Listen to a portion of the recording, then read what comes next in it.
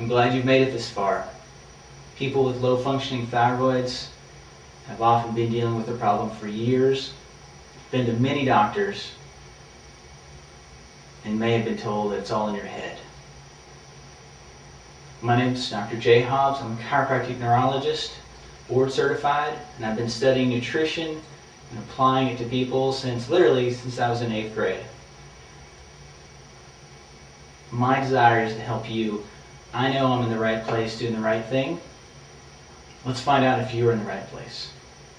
So what's the problem? The problem is no one knows what's wrong with you. They say all the tests are normal. You may be on thyroid medication, but it isn't helping. And you know it. You can feel it. You're suffering and no one seems to believe you. Each year, sometimes each month, you feel less healthy. More systems of your body are dysfunctioning, and it's just attributed to age or depression. But you're not that old, and you wouldn't be depressed if someone could figure out what's going wrong with your body, right? Still, you wonder where you will be in 5 or 10 years. What will your health be like? You're concerned about being there for your children, your grandchildren, or perhaps just enjoying retirement. There's some basics we should understand. Well, there are 6 pathways involved in thyroid symptoms. And you notice I said thyroid symptoms. It's not always the thyroid gland. In fact, it's usually not. But number 1 is loss of thyroid gland activity. It's the only one that's appropriately addressed by thyroid medication without further contributing to the cause, unless you also address the cause. But it's usually addressed just with medication, but it's actually caused by autoimmunity, making it an immune problem, not primarily a thyroid problem. Number 2 is pituitary underfunction. Number 3 is thyroid hormone underconversion. 4 is thyroid overconversion and decreased thyroid binding globulin. Number 5, elevated thyroid binding globulin. And 6, thyroid resistance. A lot of different causes, but only the first one is effectively addressed by thyroid hormone. So how do you know? Well, let's ask you a few questions. Are you taking Synthroid, levothyroxine, or Armour Thyroid?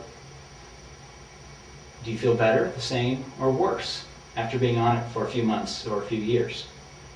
If you feel the same or worse, even if you had a temporary boost of symptoms or improvement of symptoms, one of the other 6 pathways is likely involved in your situation. So think of this like a light bulb. A light bulb that's not shining. The light shining would be your good body function. The light may not shine because the bulb is burned out, so you'd replace the bulb. That's pathway 1. But it could also be the wire is damaged, the circuit breaker switch is flipped, the power company has an outage, or other causes. Well, how would they know what the cause is of the light bulb not shining?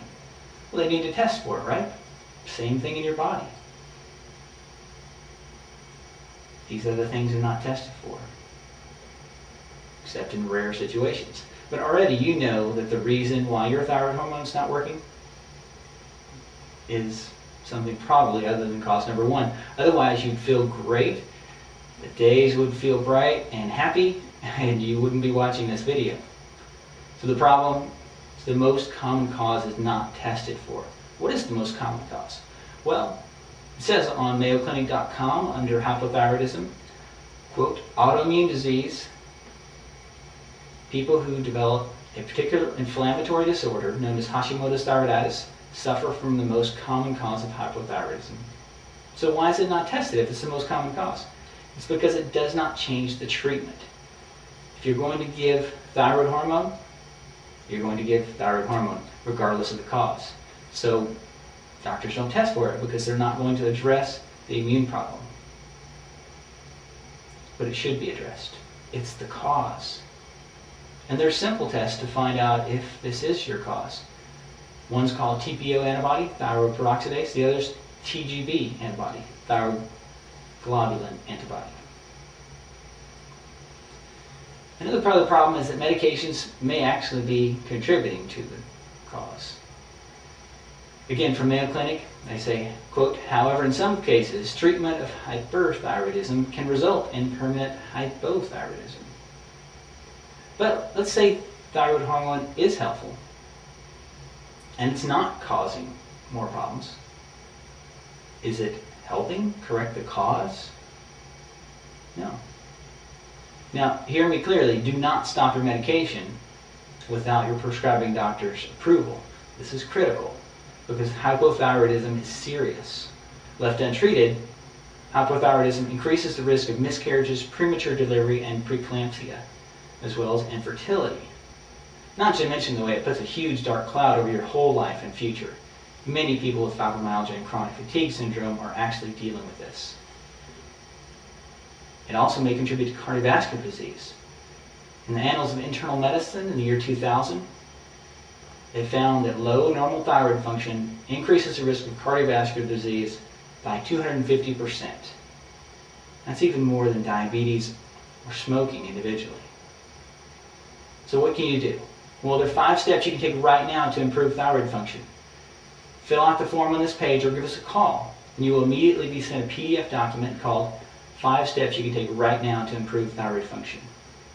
You'll also be sent in the mail our full-length DVD of Why Do I Still Have Symptoms If My Lab Tests Are Normal.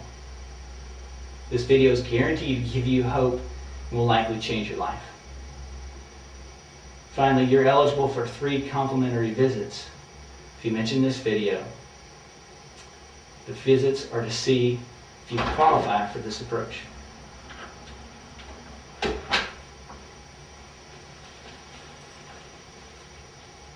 You're eligible for 3 complimentary visits to see if you qualify for this approach. See if this is the solution for you. I hope this has given you some help. And I pray that your health can be restored.